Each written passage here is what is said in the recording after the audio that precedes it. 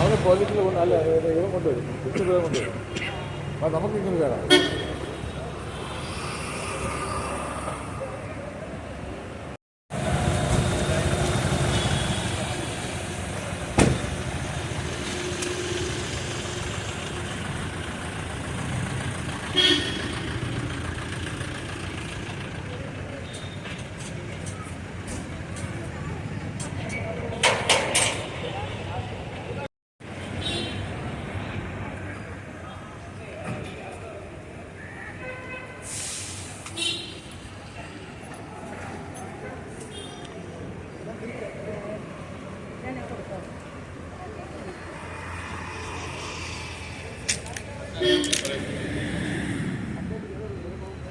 Report അസ്വാഭാവിക മരണം എന്നുള്ളതിൻ്റെ ഒരു തെളിവില്ല.